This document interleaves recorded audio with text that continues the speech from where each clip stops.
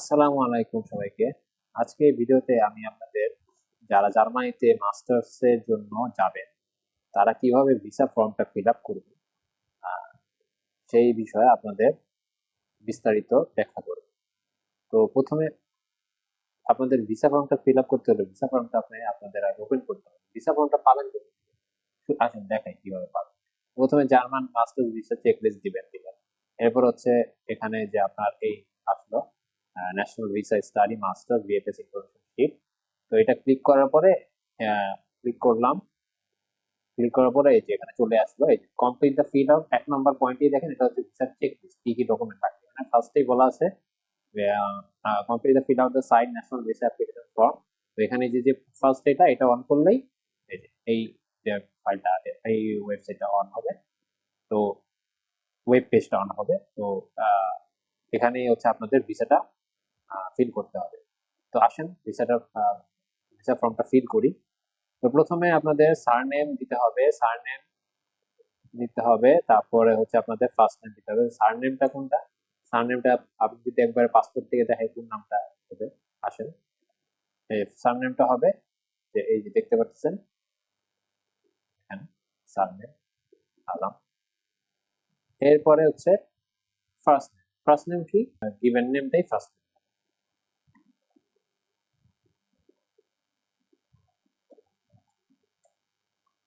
এরপর আসেন date of birth. Okay, date of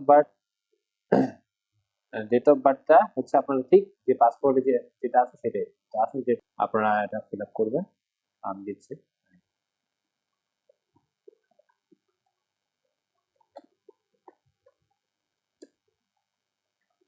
place of birth ঠিক পাসপোর্ট অনুযায়ী দেখে দিলাম ঢাকা।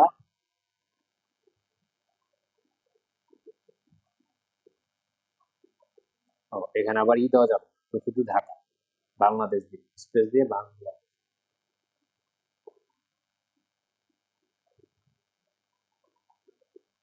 অথবা যেহেতু ঢাকা আছে, আপনি ঢাকায় দিয়ে যাবেন, কারণ এখানে তো কান্ট্রি অফ বার্থ আছে, তো বাংলাদেশে আছে, তো Dhaka.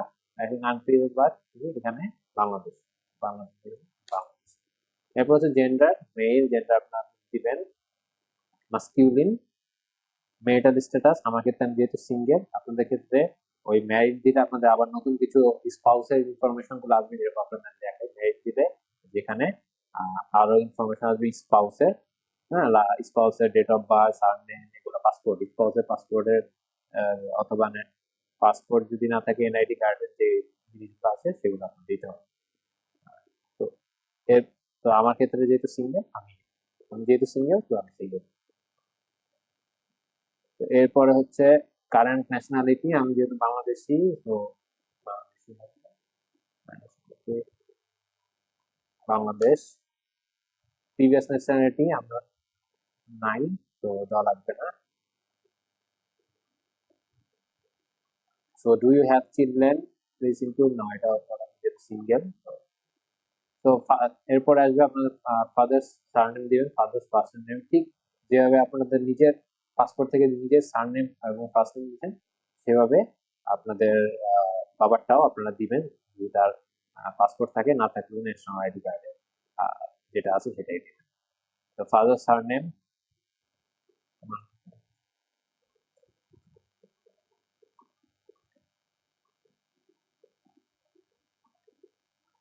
Father's first name,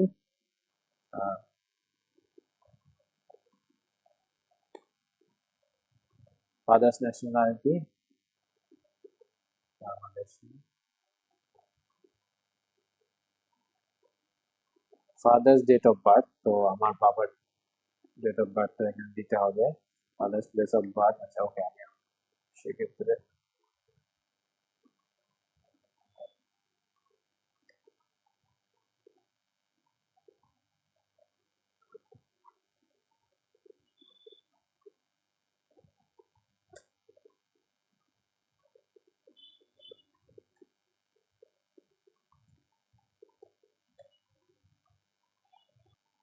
father's place of birth Munshiganj.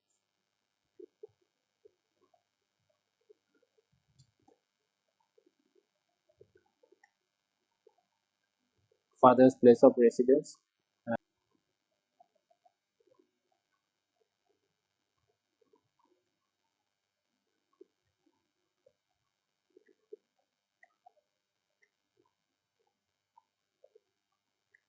surname,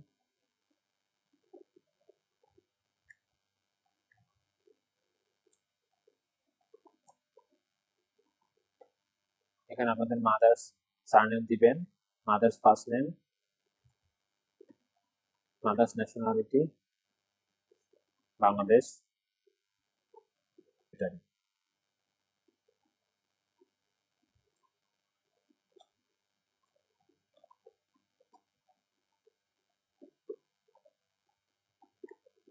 এরপরে হচ্ছে প্রফেশন, লার্ন লার্ন প্রফেশন, মানে আপনার প্রফেশন কি? আমার ক্ষেত্রে স্টুডেন্ট,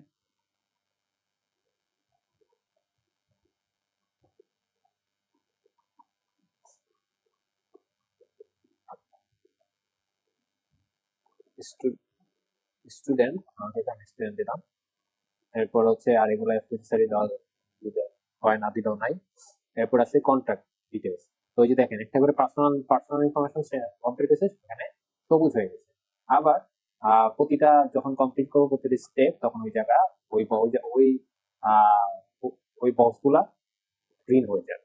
এখন আসেন কন্ট্যাক্ট ডিটেলস দিলে, কন্ট্যাক্ট ডিটেলস এর যে বক্সটা রেড, এখানে গ্রিন হবে। আমার কন্ট্যাক্ট ডিটেলস ঠিক একদম পাসপোর্টের অনুযায়ী দিবেন। 36 house number, street, sorry street road, house number 36 এবং আদার্স ডিটেলস দরকার নেই। Postal code 1204, location, postal code এখানে, লোকেশন কোথায়, কান্ট্রি লোকেশন কি ঢাকা, কান্ট্রি বাংলাদেশ।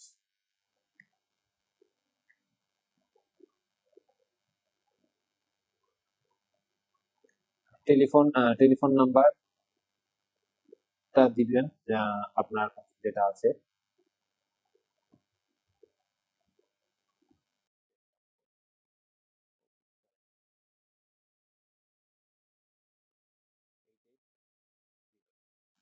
সো এরপর ইমেল, ইমেল যেটা দিয়ে আপনারা খুলছেন আর কি, মানে অ্যাপয়েন্টমেন্ট নিয়েছিলেন, যেটা দিয়ে আপনারা জার্মান এম্বাসি থেকে, সেটাই দিবেন।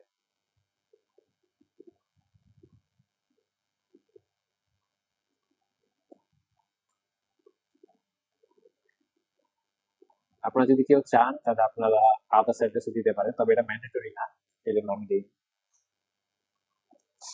তো এরপর হচ্ছে টাইপ অফ ট্রাভেল ডকুমেন্ট, দেখেন কন্ট্রাক্ট শেষ হয়েছে, কন্ট্রাক্ট উঠে গেছে। এখন টাইপ অফ ট্রাভেল ডকুমেন্টস। আচ্ছা, টাইপ অফ ট্রাভেল ডকুমেন্টস এ আপনার যেহেতু পাসপোর্ট ছাড়া আমাদের, এটা তো আমাদের মেন ট্রাভেল ডকুমেন্ট, তো ওকে। আর কারো যদি ডিপ্লোম্যাটিক পাসপোর্ট থাকে সেটাও দিতে পারছে। তো পাসপোর্ট ওকে দিলাম। এরপর ট্রাভেল ডকুমেন্ট নাম্বার, এখানে হচ্ছে আপনাদের পাসপোর্ট নাম্বার। তো আমার ক্ষেত্রে পাসপোর্ট নাম্বারটা আমি দিয়ে দিচ্ছি। আমার পাসপোর্ট নাম্বারটা হচ্ছে দিচ্ছি,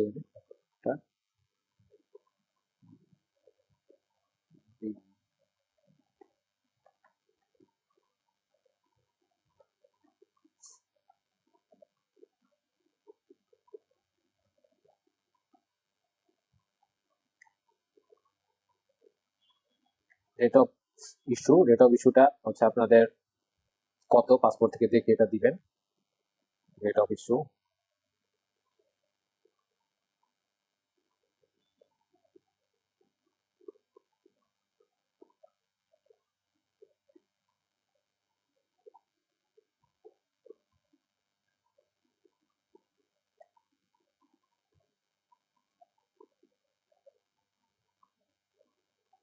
ও সরি, এখানে হচ্ছে ডিরেক্ট ক্যালেন্ডারের ব্যবস্থা আছে, তো ওইভাবে দিতে হবে।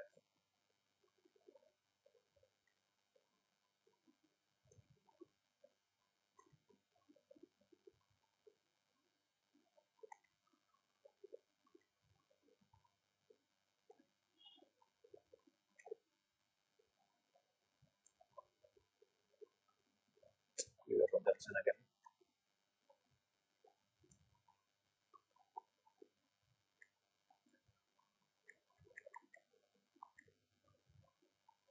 সেপ্টেম্বর 2022,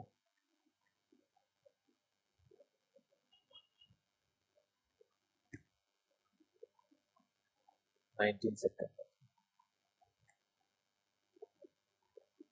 এটা ভ্যালিডিটি আছে হচ্ছে 1000, ভ্যালিডিটি যতদিন আছে সেটা দিবেন।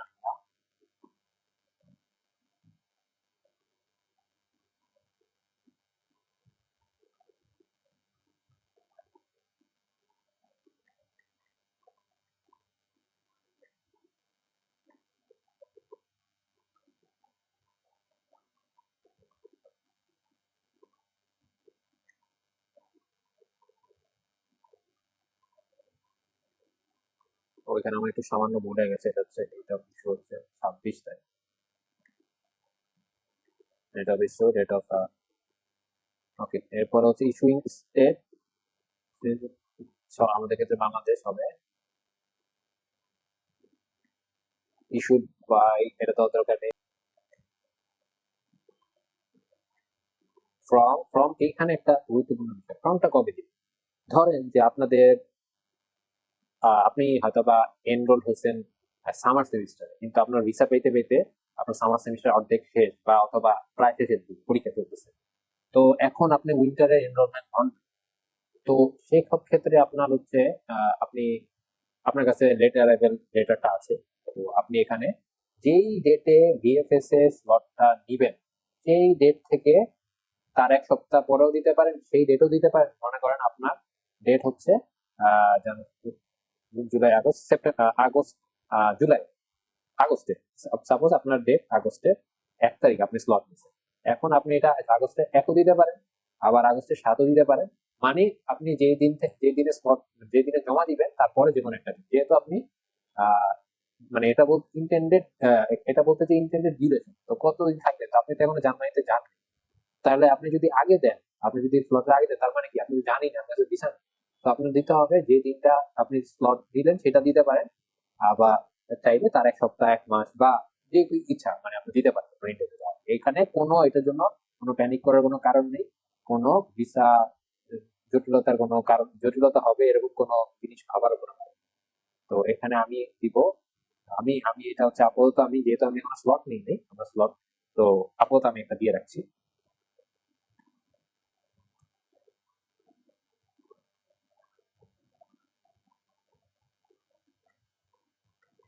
সাপোজ আমি আরো দিয়ে রাখলাম, ঠিক আছে।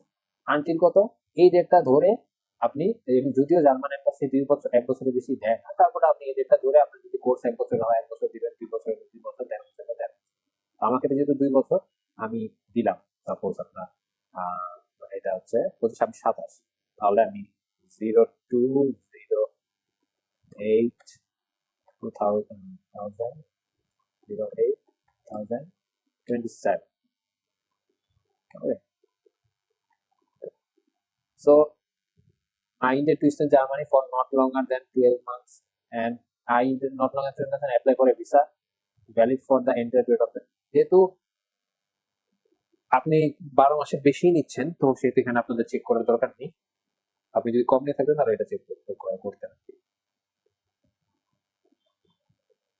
তো এরপরে আসেন আপনাদের রেফারেন্সে কি, এখানে এডুকেশনাল ইনস্টিটিউশন, কোম্পানি আর অর্গানাইজেশন, যেহেতু আমরা মাস্টার্সের জন্য যাচ্ছি, তো আমরা এখানে এডুকেশন ইনস্টিটিউশনের যে টাইপ অফ রেফারেন্স বলতে এডুকেশন ইনস্টিটিউটই আমাদের এখানে দিতে হবে। আর name of educational institution, company আর অর্গানাইজেশন, তো এখানে আপনার হচ্ছে যেই ইউনিভার্সিটি আপনি যাচ্ছেন সেই ইউনিভার্সিটির নামটা আপনাকে এখানে দিতে হবে। তো আমার ক্ষেত্রে আমরা হচ্ছে টিউ ফাইবার আমি দিচ্ছি, তো নামটা একটু বড়, এর জন্য আমার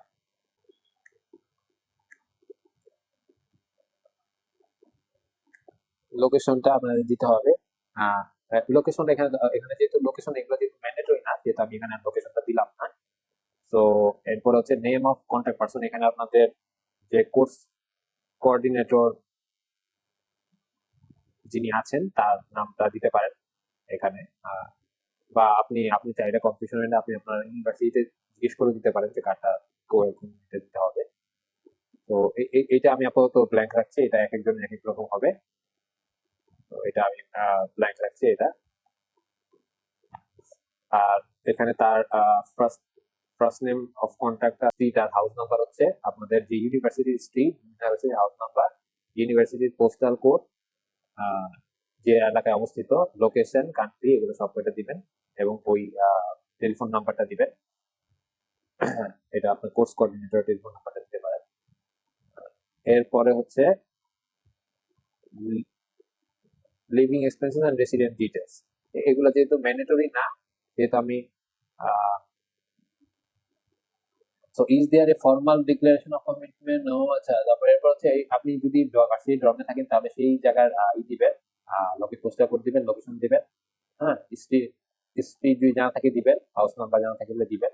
এরপর হচ্ছে সিঙ্গেল রুম, আমি যেরকম হাউ উইল বি রেকমেন্ডেশন, আমার ক্ষেত্রে সিঙ্গেল রুম হবে, আমি এখানে সিঙ্গেল দিলাম সাপোজ। এরপর হচ্ছে এটা দেওয়ার পরে এরপরে do you have health insurance for federal, yes, আমার যেহেতু হেলথ ইন্স্যুরেন্স আছে তা আমি এটা ইয়েস দিব। এরপর হচ্ছে previous stage in federal Germany, যেহেতু যদি আপনি প্রিভিয়াসলি গিয়ে থাকেন তাহলে এখানে আপনাদের ইয়েস দিতে হবে, আর নো গেলে তো আর দেওয়াই লাগবে না। এরপর হচ্ছে do you have a criminal record, no. Have you ever been expelled or deported from Federal Republic of Germany, মানে আপনি যদি জার্মানিতে কখন আপনি গিয়েছেন এবং আপনাকে কোনো কারণে ডিপোর্ট করে দিয়েছে, তো সেক্ষেত্রে আপনি যদি করে থাকে তাহলে ইয়েস, আর নামে নো। তো এই জায়গায় সবারই নো হবে সবগুলোই। এরপরে এই তো শেষ। এরপর ফার্দার, এরপরে এরপরে যখন আপনি সবগুলা এই এই পুরোটা শেষ করবেন তখন এই দুই জায়গায় আপনার সবুজ চলে আসবে। এরপর আপনি যখন সেভ দিবেন, সেভ দেওয়ার সাথে সাথে আপনার একটা ফাইল জেনারেট হবে। এই যে আমি সেভ দিলাম, একটা ফাইল জেনারেট হবে।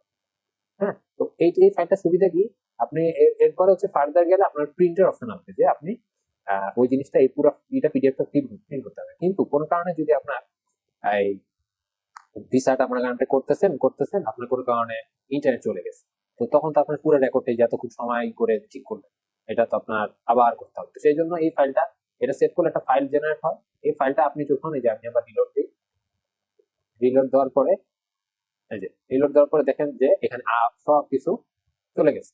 তো তখন আপনি কি করবেন, তখন আপনি ইম্পোর্ট ডাটা দিলেন, যেহেতু আমি ইম্পোর্ট ডাটা দিলাম।